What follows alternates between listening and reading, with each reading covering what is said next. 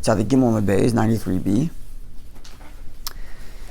Yesterday we discussed some of in the context of the 6 descendants of Rus, each of whom the verse identifies with 6 praises.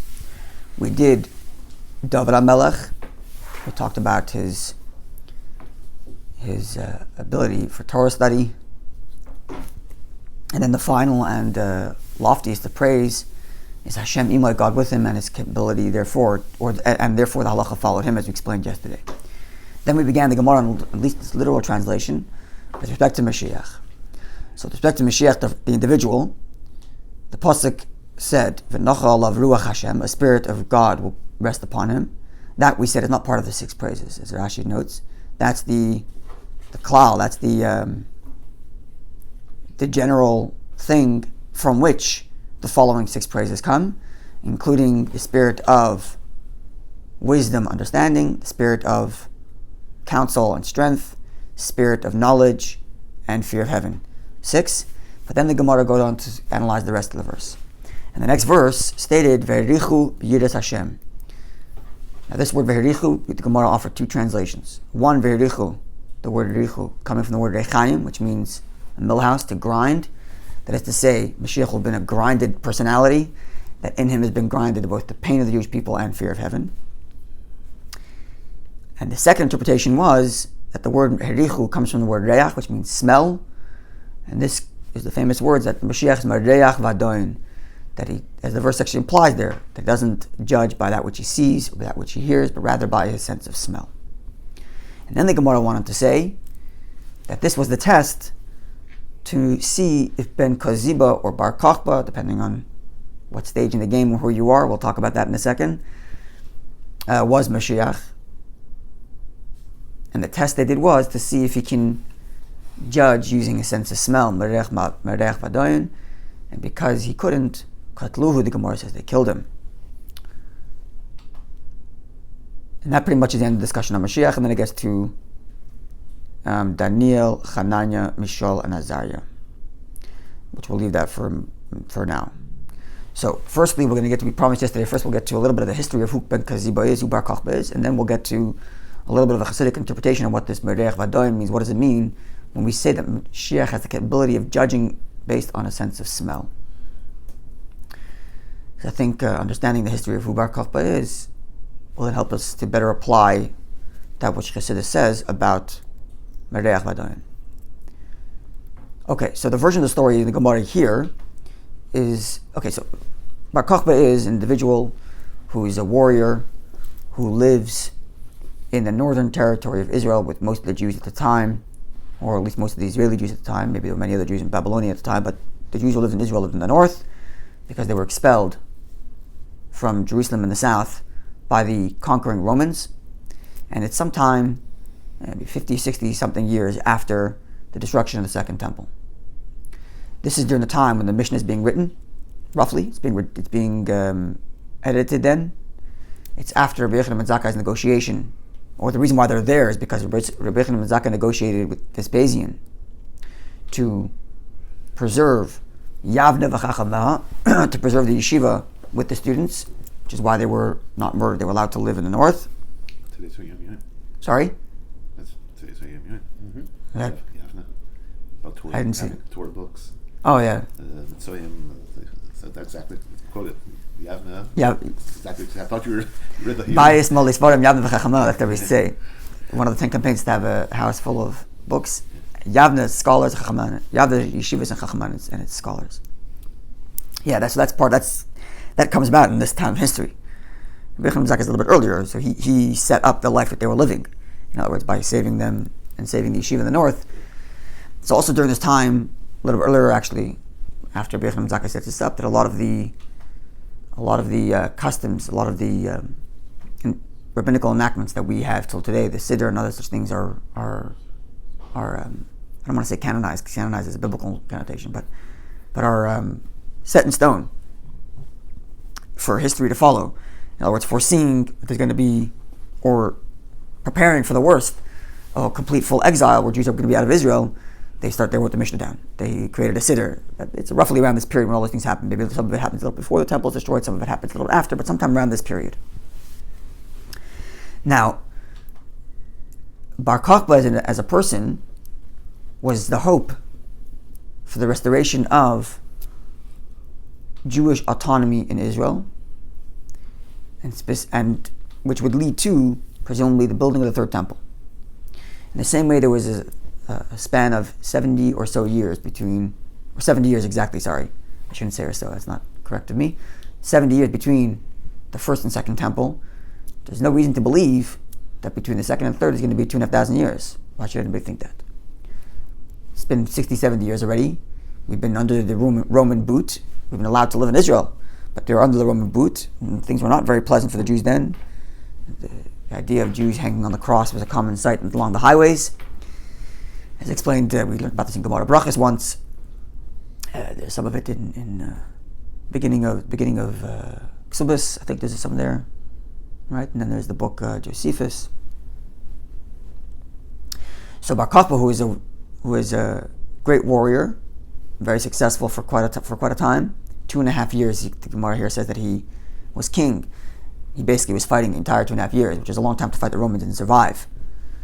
And the hope was that he would restore the Davidic line, restore Jewish independence and Jewish autonomy, I should say, in Israel, and rebuild the third temple 70 years after the destruction, just like the second temple was built 70 years after the destruction.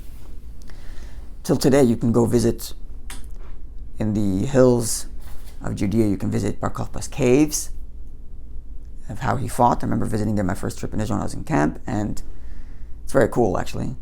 He created this indoor underground, kind of like the way the Japanese fought the Americans on the islands in the Pacific. They just dug out caves and tunnels inside mountains, making it almost impossible to penetrate. And what he did was he made the entrances only the size of one person. So first of all, he was very clever in that he kept food down there without getting it rotten by keeping live pigeons. So as long as they're alive, they don't spoil. When you need to eat them, you kill them when they're fresh. So that's the first thing he did. So you go in the cave and you see hundreds of pigeonholes all over. So he kept living pigeons, apparently. And then he had these holes. The entranceway was only the size of one person. So if a Roman stuck his head in, as soon as his head came in, someone was waiting to greet him with an axe or a sword, killed him, pulled him in.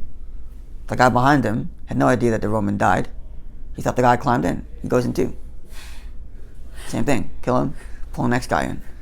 And like that, he literally killed hundreds, maybe thousands of Roman soldiers by not even knowing that they're going right into their death. Even the guy in front of them, just a feet, goes in. The guy crawled in. Next guy, just kill him. And you can go there today. You can see these tiny holes. It's very difficult. You can really squeeze. Even I'm not that big of a person, but I remember squeezing. I was 14. I was even smaller. Squeezing my way in. It's like really tight in there. It's very clever.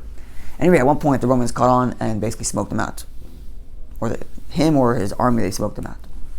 Those are the dangers of roaming. They were dangers of roaming around. Yeah. Anyway, it's a lot of the archaeology and the history that you'll meet in Israel is from around that period and a little bit earlier, like towards the end of the Second Temple and then the post-Second Temple period, especially when you go up to the north. Now, as far as this Gemara goes, in the story of his death, the way the Gemara goes, if you translate the Gemara literally, is that he was given this test, whether he can judge with a sense of smell, because he said he's Moshiach. Meaning to say, he told the sages, look, I'm capable of, we think now of Moshiach as like this mythical creature, or at least people think it that way, unfortunately. This mythical creature coming from the skies and changing the whole world. But in their version of what Moshiach was almost a political person. He's a warrior / king. I'm going to restore autonomy in Israel. I'm leading the Jewish people in battle. I'm going to be successful. And I'm going to restore the Davidic line and build a third temple. That was the basic understanding of what Moshiach meant. And it still is to some degree. Not to some degree. That it still is, at least from the Halachik perspective, that's what Moshiach is, as we'll talk about in a minute. So when he says he's Moshiach, that's what he means. I'm going to be a good warrior. But the way the Gemara puts it here is that they expect more of him. not just to be a warrior, but they want him to have this sense of smell, whatever that is, we'll talk about soon. But he has to have some spiritual power as well. He has to have a prophetic, right? So this sense of smell is it's not physical. You don't judge people by smell. If you're judging people by smell, it doesn't mean literally whether he showered that morning. It's more like a spiritual sense of being able to see who's who. So they put him to the test to see if he had that spiritual power. And because he didn't, they said, well, maybe you'll be successful physically, we don't know, but you're definitely not going to be successful spiritually. And the way the Gemara would be read on its literal interpretation is that someone who thinks he's going to be Moshiach in the physical sense and lacks the spiritual sense is dangerous. So they killed him. That's the way you would read the Gemara if you read it literally. That's how you understand it. He lacked the spiritual power, so they killed him. The sages. That's the way the Gemara says it. They betrayed him to the Romans? That's the interpretation of the Gemara, which is very plausible, but that's not the literal interpretation of the Gemara. The literal interpretation says, Katlu, they killed him. Didn't say how, which means maybe they did betray him to the Romans, but it was their doing, in that, presumably, someone who claims to be Moshiach, even if he's capable of doing it in the literal sense, in the political sense, he's capable of restoring the state. It doesn't say they doubted his ability to overthrow the Romans. That's not what they were concerned with. They were concerned with the fact that he lacked the spiritual power. And that's what would seem to be the Gemara's storyline.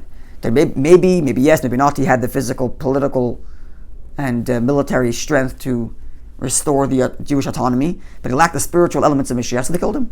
Or they had him killed by the Romans, whatever it is. But that's what this literal reading this Gemara is. We're gonna come to more understandings of this Gemara, but this is the basic way of learning the Gemara if you had no other context. I mean, if you didn't learn the Medrash, you didn't learn Rambam, this is what you would think of this Gemara. Clear? Okay, so now we have the Rambam. And the Rambam cites to a Medrash. Not straight up, but says as follows. The Rambam, in the last 2 chapters of his entire book, his 14 books discussing halacha, known as Mishnah Torah, or colloquially known as the Rambam. When you say the Rambam says, usually you mean his book of Mishnah Torah, the book of halachas. End of the 14th book. The last 2 chapters describing the Messianic state.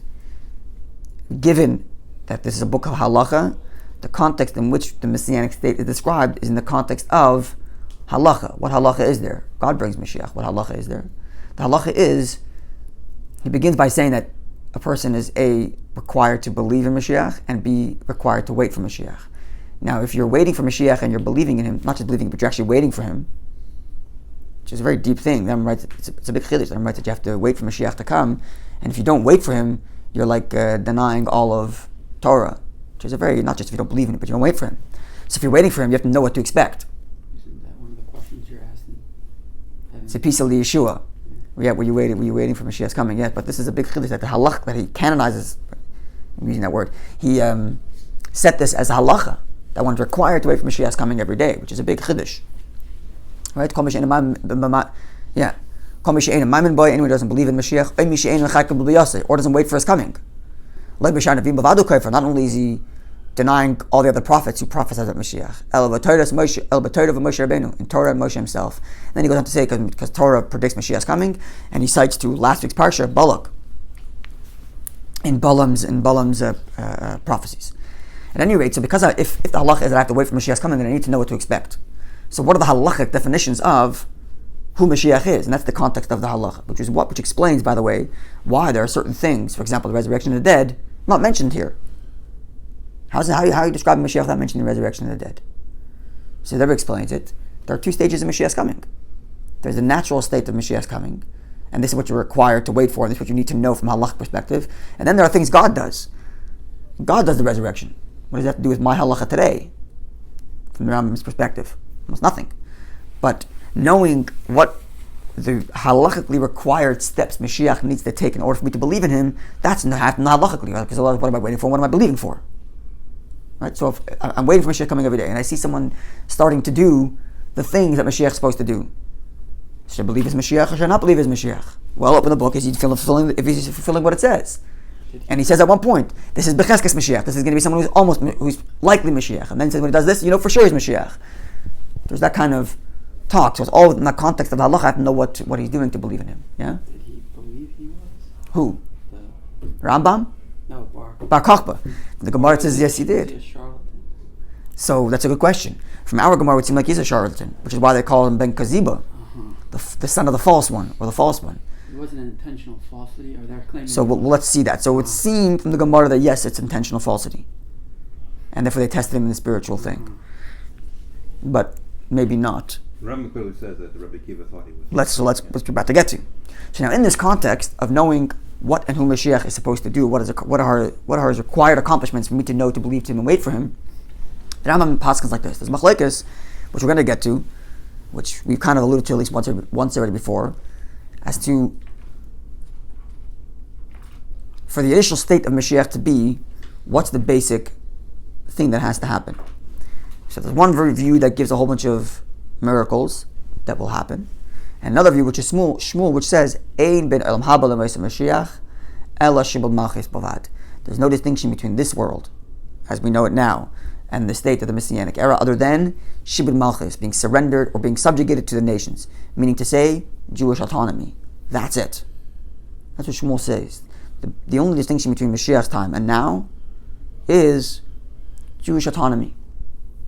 Specifically, the restoration of the Davidic line, which, in the context of halacha, is a more halachically bent in understanding Mashiach, especially in the context of the Rambam, because the Rambam rules that way. The Rambam rules there's no distinction between this world and the next world, this world and Mashiach's coming, other than shibud malchus, other than Jewish autonomy. What does Jewish autonomy mean? Jewish autonomy means the perfection of the halachic state of living. Today we don't get to keep a huge, vast number of mitzvahs related to the temple, related to having a king, related to the land of Israel. Even today, Tumas Maisis are rabbinic, at least according to most opinions, not necessarily biblical, the tithes that we give in Israel. But with the restoration of the Davidic line, and therefore the rebuilding of the temple, and Jewish autonomy, halachic Jewish autonomy in the land of Israel, now you can fulfill all 613 mitzvahs. And that's essentially the halachic state of Mashiach, the perfection of halacha. So does one have to precede the other? Do you Moshiach to come to have the halachic state, or you can have the halachic situation before? Which one comes first is a good question. The Rebbe strongly is of the view that the order in which the Rambam describes Mashiach's coming is precise, and not just that it can't happen out of order. This is a big discussion, and gets a little controversial when you think about today's modern. Yeah, because in Israel you have political movements that want the halachic. Yeah. So when I say halachic state, I mean two things: halachic state as in like state of being, and state as in governance, and both of them are required actually. But the order is a discussion. Rabbi gives a disclaimer, says that no one knows the order of the Moshiach's. The miracles, not the halachas. The halachas doesn't say no one knows the order. Doesn't mention that. But you can argue that the Rabbi means. You could, yeah. but it doesn't say that. He says when it talks about things you don't know, he talks about the prophecies. The prophecies, you don't know what the prophecies mean because they're all parable. But it does not say that we don't know what the order of Mashiach's doing is. On the contrary, he says at this point, he gives an order and says at this point Cheskas Mashiach, and then keep on going about the Mashiach. So actually there is an order. There's no contradiction. Things can be done earlier, but before Mashiach. Okay, well we'll leave that for now. The point is for the question of Kazibos as follows. Like in preparation. That's the view of like Rav Kook and others. Yeah, so that's why I said I want to leave this. The Rambam, because Rambam is saying yes, this is the final state, but there can be many earlier states. Okay, so I want to leave that for now. Because of the controversy surrounded it, and when I'll keep it to related to our Gemara Bar Kokhba. So I'm giving all this context to explain the following, and this comes as halacha. What's the Rambam's proof? So I can translate literally. Do not think that the King Moshiach has to do some sort of miracle, or change something in this world, or revive the dead, or the like, in order for you to believe that he's here. That's not the case. How do I know? Because Rabbi Akiva, who was from the wisest, the greatest of the wisest sages of the Mishnah, and he would carry the weaponry of Ben Kaziba in service of him, the king, Bar Kokhba. And he would say, Rabbi Akiva would say of him, this is the King Moshiach. And he and all the sages of his generation imagined that he was Moshiach. This is Bar Kokhba. And the other sages. He and all the sages of his generation. This is a direct quote from the Rambam. I know that, but there's clearly sages with this degree. One second. We have to get step by step. Yeah. So, putting the Gemara on the shelf for a second, this is the Rambam translating literally. He and all the sages of the generation believed he was Moshiach. Until he was killed by his sins. He was killed because of his sins. And because he was killed, they were informed, meaning the sages were informed, that he's not Moshiach. And the sages did not ask him to perform any miracle or do any signs. And this is the primary. These are the primary matters, that Torah and its laws exist forever and ever. One doesn't add and one doesn't take away. That is to say, the restoration of the halachic state of being and the halachic state of governance. So what does the Rambam clearly state? Who killed him? The Romans. And the sages did not ask him for a sign. They didn't. So was he a charlatan in this version? No. He was trying his best to be Moshiach, and he failed. And when he failed, they knew this wasn't it, but they were hoping. In other words, was Rabbi Akiva being unhalachic by believing that Bar Kokhba was Moshiach? Absolutely not. He was doing all the things required for Moshiach. He just didn't make it to the end. Okay, so they stopped believing in him. This gets back to the Rambam's point, the Rambam's proof, or the Rambam's version of belief in Moshiach and waiting for him every day, that you need to know what Moshiach has to do. And therefore, believing in someone as Moshiach before you actually know that he is Moshiach is not unhalachic. Actually, it's very halachic. You're supposed to, because he's doing all the things it says. And if at the end he fails, okay, so it was a false hope, but he wasn't a charlatan. So they didn't put him to death. He was just, because he died, they reasoned he wasn't. That's correct. And there we have a contradiction between our Gemara and the Rambam. It's not the Rambam, it's also the Midrash. And the Rambam takes it from the Midrash. Yeah, so you have a contradiction between the Midrash and the Rambam. Between the Midrash and the Gemara. The Rambam taking the Midrash. All right. Quick question. If Moshiach, does he have to announce that he's the Moshiach? Does he have to tell That's a good question. In the Gemara it says that he announced his Moshiach, and therefore they wanted to check if he was a charlatan. And they decided since he lacks the spiritual power, he is a charlatan. Kill him. Or have him killed. In the Rambam's version, it doesn't say that. That's right. It doesn't say he called himself Moshiach. It says Akiva called him Moshiach, in that he saw that he was fulfilling those prophecies, or he's fulfilling those requirements, I should say, not prophecies. He was fulfilling the requirements. And when he failed, okay, not. Doesn't say that he said anything about himself at all. That's why I'm raising. Right? Which explains his two names. He's known as Bar Kokhba, which means the son of the stars, making a reference to a star shoots forth from the house of Jacob, which is Balaam's prediction about Mashiach coming. Son of the stars, he's Mashiach. And then Ben Kazibu, which means the false one. Which explains both. Because in one element, or at least at one point in his life, according to this version of Rambam, he may have been the chosen one. But at the end he failed, so it was a false one. Or in this version of the Gemara, or in the Gemara's version of the story, he was always a charlatan, he was always the false one. Right? So there's a few different changes here. First of all, the change of who killed him. He was killed, and therefore the sages pulled back. Or the contrary, the sages pulled out, and that's why he was killed. Even if you say that the sages, even if you read into our Gemara that he didn't kill him literally, but the sages withdrew their support, and then he got killed, and he therefore got killed by the Romans. Either way, his death is not what informed the sages. It's the sages' information that led to his death. Whereas the Rambam version is, based on the Medrash, that his death was by the hands of the Romans, and that informed the sage's opinion, not the reverse. But there was also a sin he committed, the Bezer Madai. That's why he got used. Fine, but Rambam doesn't mention that. That's not necessarily. But that's mentioned in the Medrash. That's correct. Yeah. That's fine. There were certain sins that he did that caused him to have this death. That's true. It was interesting. This mentioned the strategy the Romans did. What the Romans really couldn't conquer. What they did is they took a Samaritan and they whispered something into the ears of Rabbi Lezer Madai. And so Bar Kokhba asked him, what did he say? He said, I didn't hear anything. I was saying the Shema. He didn't believe in Bar Kokhba. He got angry with him and he killed him.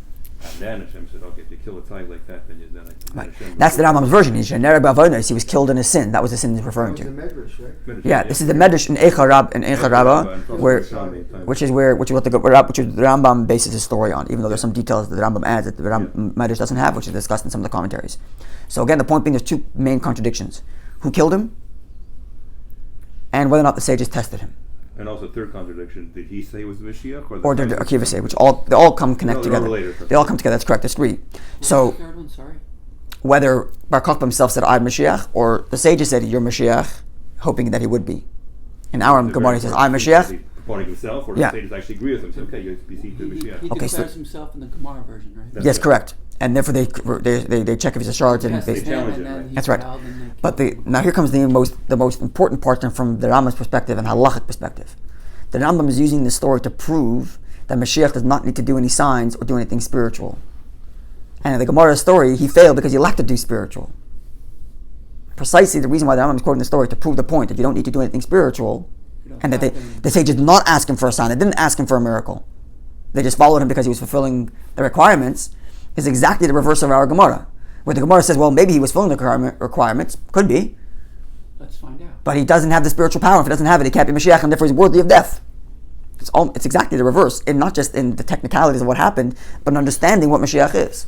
So how do you resolve all of this? Would you say on one hand the Gemara it's a human involvement, whereas the Rambam it's more of a divine involvement? Correct. Yep.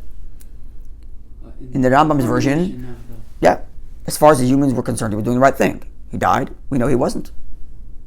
Okay. So now, or he was killed, I should say. So now there's all commentaries, obviously, and the most basic understanding is as follows. I mentioned before the dispute as to whether or not Mashiach has to do any miracles, right? So it's a dispute.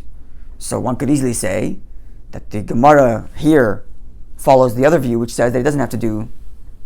It follows the view that says that it does have to do miracles.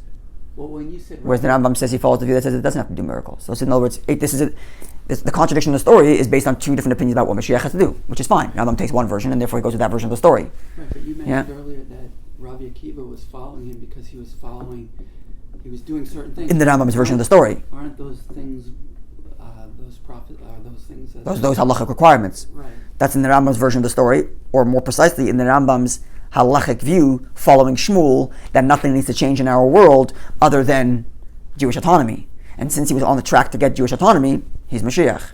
But if you're of the other view in the Gemara, which says that Moshiach does have to do miracles, okay, right? So in other words, there's a dispute as to what Moshiach has to do, and that would change the story, and that would change your view on what you say about Bar Kokhba. Furthermore, our Gemara itself has a dispute. Our Gemara, this whole thing of spiritual smell, there's only one understanding of the verse. The verse says, "V'yirichu b'yiras Hashem." He has richu in fear of heaven. What does richu mean? One version was that he's grinded like a mill house. That's the word rich means reach from rechayim. The other version is that he has a sense of smell. So one version is not a spiritual thing, but that he has fear of heaven and that he carries the burden of the Jewish people. So someone who's leading the Jewish people in battle and taking them to try to rebuild autonomy is clearly carrying the burden of the people, which Bar Kokhba did. He carried the burden of the people and said, I'm going to take care of this. And presumably he was a religious Jew also, so he had fear of heaven. So in that version of the pasuk, in that version of the interpreting the verse, you can go straight with this story. Why not? The other version of the interpretation, which says that Herichu b'yiras Hashem means he has a sense of smell, spiritual power, then you go with the other version of the story. So even our Gemara alludes to two different views as to what Moshiach has and doesn't have, and thus will change your story. The most common way of understanding comes from the Advaz, because there's a history here. It's, when you have a halachic dispute is one thing, but having a dispute on history is always very difficult. It's an expression. Machlekes b'metzias. We can argue about what the halacha of this table is. We can't argue whether it's a table. There's a table here. So either it happened or didn't happen. How do you have a dispute about this? It's very difficult to understand it. Halachically, it's easy, but the history of it is difficult to understand. So the Radvaz basically says that he uses the word the vadai, what is it? Ein safek. There's no doubt that there is a dispute amongst the sages. Now this is also hard to understand because the Rambam writes Kol Chachmei, all of the sages in his time. So a way of kind of squeezing it all together that there's some dispute, or let's put it this way. All sages were hopeful he was Moshiach. Rabbi Akiva and those who were with him weren't just hopeful, but believed he was. Now, the ones who were hoping, but not believing, they put him to this test, mentioned in the Gemara. Whether he has Merech Vadan, whether he has a spiritual power. When he didn't have the spiritual power, they backed out. But Rabbi Akiva continued supporting. Assuming, well, first of all, maybe he doesn't have to have spiritual power, like Rambam says, all he has to do is fulfill halachic requirements, and B, maybe the case they brought to him, Mr. Advaz says this, maybe the case they brought to him wasn't the kind of case that requires a spiritual need. Maybe there's some other case that needs, in other words, who said the sages are right about how this spiritual power plays out? Wrong test. Maybe it's a wrong test. You need to. It's not the control lab, so you don't know you did the test right. So perhaps some of the sages, in other words, at the beginning, and Rambam says this, all sages were on board. Some support, some hope. The ones who were hoping, put him to the spiritual test, failed the spiritual test, they backed out. Rabbi Akiva, who believed that he was, felt that maybe the spiritual test is not required. A, B, maybe they didn't do it right.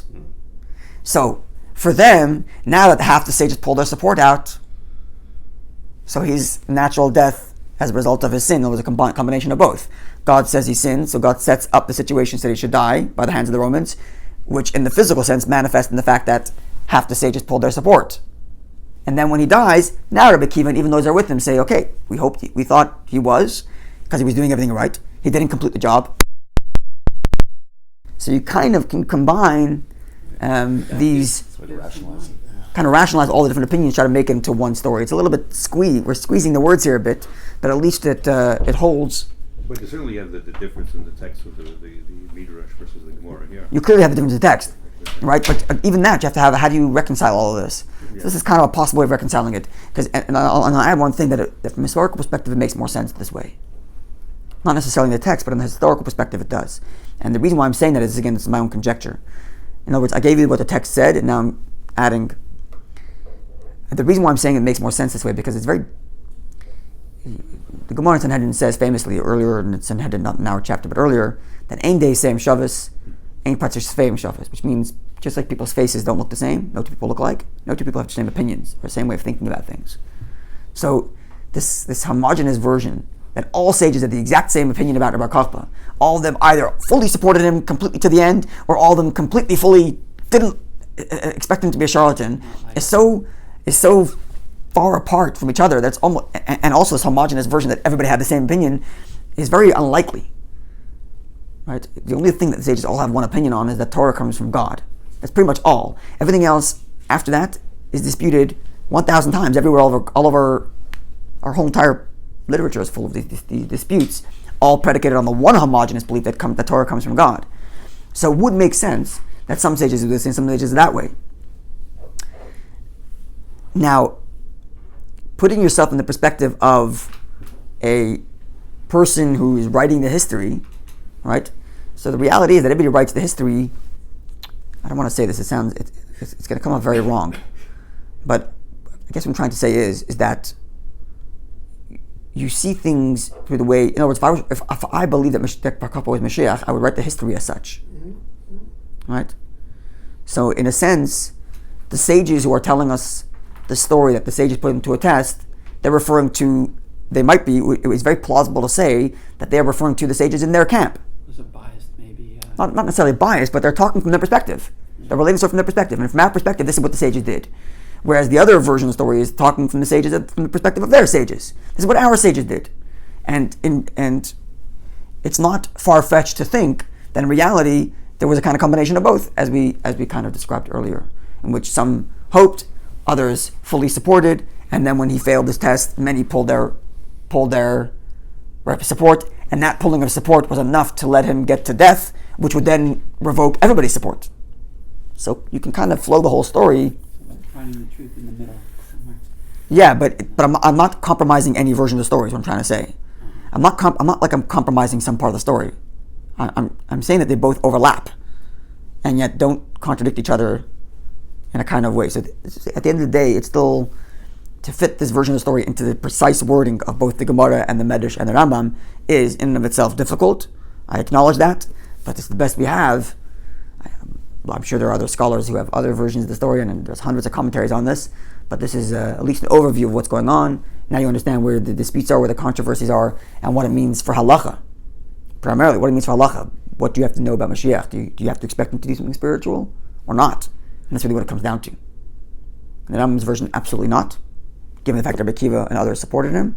And in the Gemara story, those sages, not Shmuel, who would say, yeah, if he fails a spiritual test, not only is he not Moshiach, he's dangerous. And thus, Katlu, they either killed him or let him be killed by the Romans by removing their support. So that's a little bit of a very 40,000 miles above history, context at least, to who this person is and the controversy surrounding it and what it means for halacha and our belief today. And then, God willing, tomorrow we'll get to the spiritual side of, today's Thursday, so tomorrow, God willing, we'll get to the spiritual side of the Spirit of God that comes on Moshiach and what it means that he senses, that he's a senses smell to judge, and perhaps how this informs a little bit of the dispute we talked about, what you believe in Moshiach, and how it informs a bit of the story of Bar Kokhba, at least in the spiritual sense. It's interesting, the Rambam in Hilchos Tshuva in 9.2 actually does mention the Moshiach has to be like a great spiritual leader, almost like Moshe Rabbeinu. But in the halachic sense, not in the... Well, that's also a good point. That's true. He does make it more spiritual there, yeah. Much more spiritual. A great scholar, but Yeah. definitely wasn't. Yeah, we'll do that. But And it would make sense. Definitely was not. He wasn't. They never mentioned it. And I'll tell you why. I'll tell you why it makes sense. But of course, some say as long as he doesn't mean himself the scholar, as long as the scholar is backing him up. But it's more than that. You can say as follows. It's also in the context. In Hilchas Tshuva, when the Rambam describes Mashiach's coming, the context there is not what you believe in, but the context there is the reward you get for mitzvahs. That's the context. Why is he talking about Mashiach and the laws of Teshuvah? Because that's where he talks about reward and punishment. So in the context of reward and punishment, there could be lots of stuff you'll get as reward that aren't necessarily halachically required for you to believe in. No, it's a fact that there are spiritual rewards. Fine. So when he talks about your reward, he's going to talk about that. But that has no bearing necessarily on what are you required to believe in the Mashiach's coming. Meaning, it would seem to be the equivalent because Rambam is saying this is what the Moshiach no, in has to do. Hilchas Tshuva doesn't say that's what you have to do, otherwise you don't believe in him. That's not what he's talking about. That's going to happen. This is Fine. But it didn't. But I'm saying Rabbi Akiva didn't look for that. That's Well, it could have happened later. In other words, it could have very well happened later after he builds the autonomy. You know, when you're talking about reward, you can build. transformed. That's right. When you talk about reward, you talk about the end reward, and the end reward includes the resurrection of the dead, includes all kinds of things it doesn't talk about in the laws of Mashiach. In other words, because the laws of Mashiach, he's not talking about reward. That's right. But it doesn't read that way, though. Rambam seems to see as a... And the context actually reads very well. It doesn't talk about what you have to believe in the Hilchas Tshuva. He talks about what you're going to get, as a matter of fact. No, but when you are looking for Mashiach's coming... Yeah, so you other words, say stages, of course, initially and after. That's right. In other words, what are you required? He begins by saying you have to wait for him coming. What am I waiting for? I have to wait for my rewards? No. You might get rewards, but what do you have to wait for? You have to wait for halachic requirements. The fact that there are more stuff, that's great, and that's wonderful, but it doesn't necessarily mean that it has to be in that which you are waiting for. That's what I'm saying. You have to remember the context. These two chapters are not talking about what Mashiach is. It's talking about what you are required to believe. Different from describing what is. In fact, that's kind of the point he makes in his famous letter, Igeres Tchias Mesim. After these chapters came out, it's a big controversy. He described Mashiach doesn't mention the resurrection of the dead. In fact, he says you don't have to have him resurrected to believe in Mashiach. How is it possible? What is going on? So there was all kinds of articles and papers published that this book is heresy. God forbid. So the Rambam wrote a famous long letter called the Igeres Tchias Mesim, the letter of resurrection. And he kind of alludes to this. The fact that Mashiach, that God's going to make Tchias Mesim has no bearing on what you are waiting for and what you are expected to believe in when you see an individual who is becoming Mashiach. The fact that God's going to make Tchias Mesim, what does it do with halacha?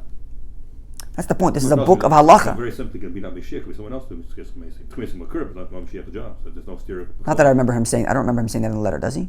No, but I'm saying it's a very simple territory. Yeah, but he doesn't say that. He doesn't say that in his letter, though. That Tchias Mesim doesn't have to. But I don't remember him saying that in the letter. Moshiach could be by someone else. I don't remember him saying that in the letter. Yeah. The primary argument he makes there is that who does Tchias Mesim, the fact that it happens, has no bearing on halacha. Yeah. Halach is what you are required to believe. Mashiach either. It may not be his job. Maybe someone else. No steer. Maybe yes, maybe no. It's not relevant. The point is. But that Rambam doesn't mention Mashiach. Again, I'm trying to make this point that when the Rambam describes Mashiach at the end of Hilchos Malachim, he's not describing everything he's going to do or everything that's going to be in that state. He's describing what it is, halachically speaking, you are required to wait for, and when you see him, are you required to believe in him? Yeah, right? If someone thinks that Mashiach has to do Tchias Mesim, then it could be a guy who's going to restore the Davidic line, rebuild the temple, and there'll be people walking around thinking he's not Mashiach because the resurrection hasn't happened yet. And that I'm saying is a halachic failure on your part not to believe he's Mashiach. Even though maybe in a year from now he's going to be doing resurrection, but for the whole year you have failed to believe that he's Mashiach because that's a halachic requirement. Yeah. That's what I'm saying. You have to remember that. But in Hilchos Tshuva it's different, the context. In Hilchos Tshuva the context is reward. Okay, so I'm going to tell you all about the reward. But that doesn't have bearing, the reward of what Mashiach does, it doesn't necessarily have bearing on who and how you are supposed to believe in when he arrives. Initially. Missing the point again. It's true these things happen initially. You know, maybe Tchias Mesim happens before. Maybe Tchias Mesim happens later. But that's not the context there. The context is not what happens. The question is, what are you required to believe in?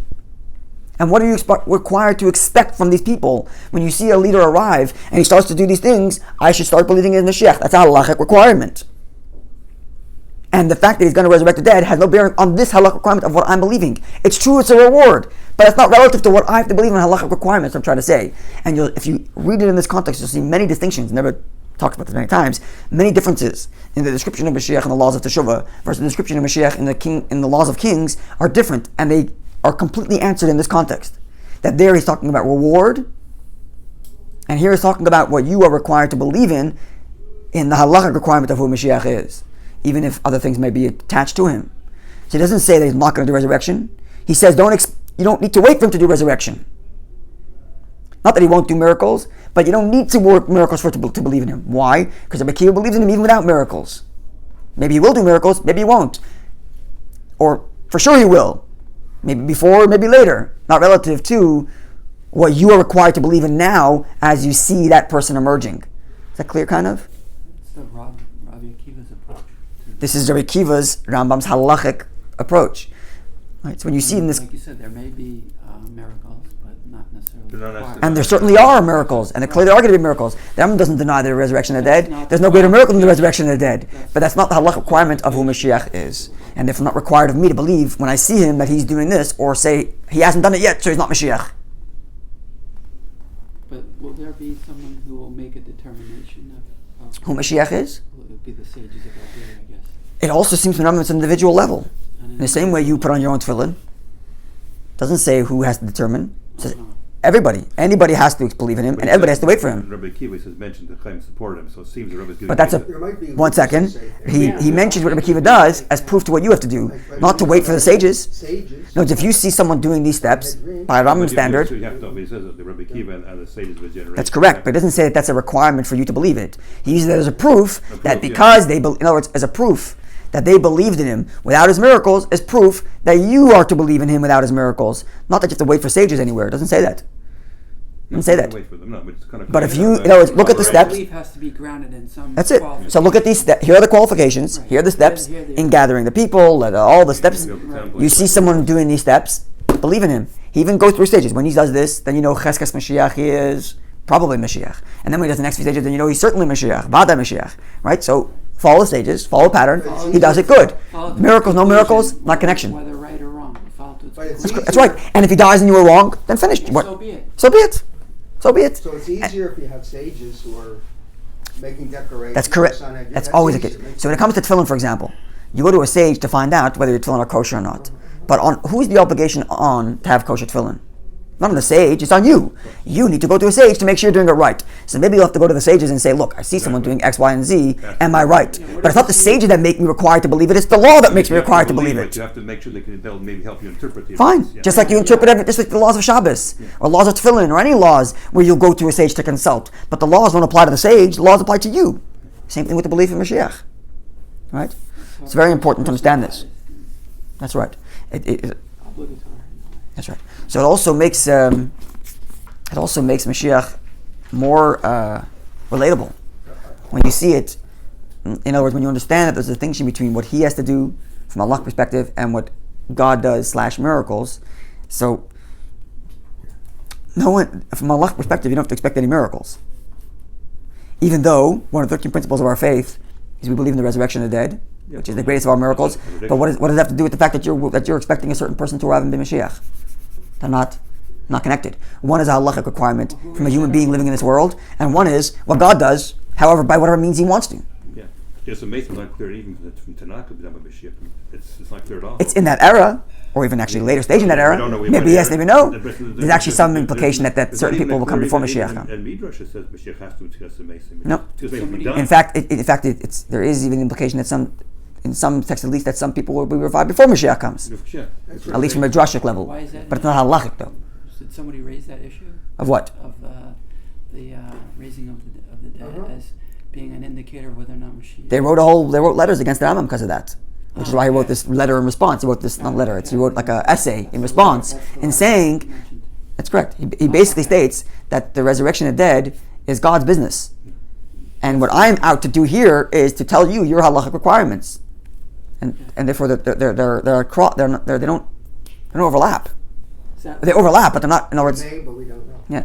It's similar to when people talk about doing teshuvah and expecting kapara. Kapara atonement is God's business. My job is to do teshuvah. I can hope for kapara. Justice and- Yeah, I can hope for kapara. It's a similar thing. Yeah, we discussed it when we learned the Igeres HaTshuva. That's right. So it's a similar thing here. There's what I'm required to do, and what I'm required to know, and what I'm required to expect, and then there's the things that we expect of Hashem to do. And one should not be conflated with the other. And that becomes very crystallized when we talk about Bar Kokhba. Just tangentially, I'm Yeah. saving it for another day, but I just want to raise the point. It seems in both cases, whether it's in the Gemara or whether Rabbi Akiva's version, once you have death intervening, that person can't be Moshiach. Murder. Huh? Murder. Well, The murder. precise language of the Rambam is murder. Is it have to be murdered in both the Gemara? That's what he says. He's saying, In both cases, in both versions of the story, he was killed, not died. In both versions of the story, he was killed, not died so of natural a person deaths. dies naturally. It's theoretically possible he can come back. That's a good question. I'm not That's a trying good- I know you want to leave. No, it. the answer is it's a good question. And then the Gemara discusses, we'll get to that actually. Okay. About Moshiach who might be from the dead, he might be from the living. Okay, So we'll get to that. I just wanted to- We'll get to that. But it's important. In other words, there are those who want to say that the Rambam is taking one version of the Gemara because he says the death thing. But if you look at the precise language, in both stories about Kokhba, both versions of the story, it wasn't that he would die of natural old age. But he was killed specifically. Nerag ba'avonis. He was killed because of his sins. If he died at a ripe old age of 90 something, 120 years old, that doesn't imply that he died of death, or died of sin. No. It means he just died. So specifically, katlu ba'avonos. But we'll get to that when we get to that Gemara. But that's just a brief answer. Okay, that's it in this section. Comes up in this. It's going to come up soon, yeah. Okay. 97, I think. Is but Yeah, in a while. If he's It's from going the- to come up, yeah. If he's from the alive, if from the dead, that's Gemara. Like We'll get to that. Okay, have a wonderful day, everybody. Okay, thank you. By the way.